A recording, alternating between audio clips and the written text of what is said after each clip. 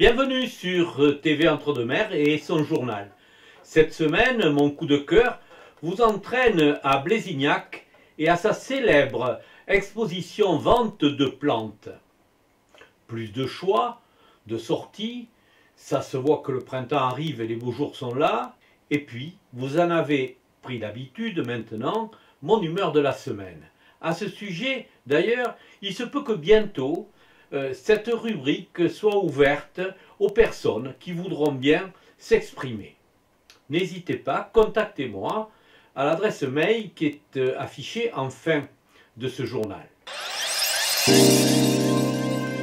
Avec ses 322 habitants, Blezignac, situé au cœur de l'Entre-deux-Mers, accueille depuis maintenant plus de 17 ans une manifestation qui rassemblera le 7 avril plus de 5000 personnes. C'est dire la qualité de l'organisation, mais aussi la qualité des exposants qui sont choisis soigneusement par les organisatrices. La spécificité de la fête des plantes, c'est d'avoir des pépiniéristes collectionneurs. C'est-à-dire que ce sont des pépiniéristes qui font dans leur domaine une grande collection de plantes de la même catégorie. C'est-à-dire qu'on va retrouver par exemple quelqu'un qui fait que des pivoines. Et c'est le spécialiste des pivoines dans la région, enfin dans la grande région Aquitaine. C'est le spécialiste, il a 40 ou 50 sortes de pivoines que l'on ne trouve pas chez Jardiland ou des choses comme ça. Donc pour les pivoines, pour les rosiers, c'est pareil. On recommence à trouver des tas de plantes grâce à ces exposants, grâce à ces pépiniéristes. Ils travaillent énormément à retrouver des espèces anciennes, à développer des espèces qui viennent ou de leur coin ou d'un peu plus loin.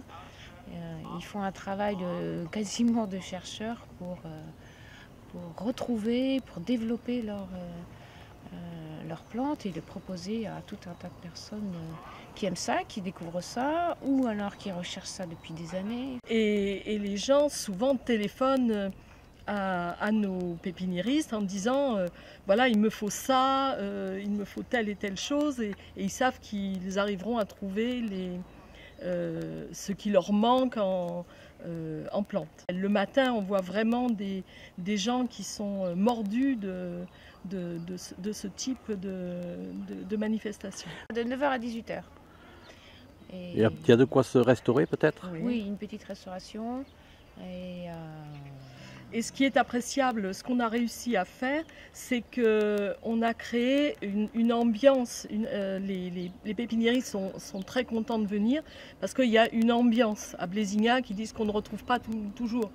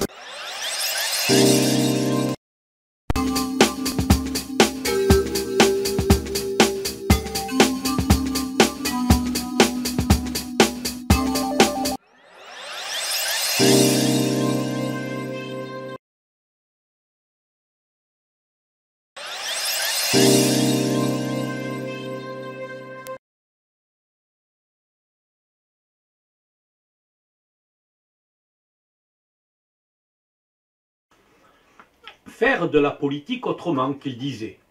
C'était la clé de voûte de leur mandat d'élu. Vous allez voir ce que vous allez voir, le renouveau, le bonheur.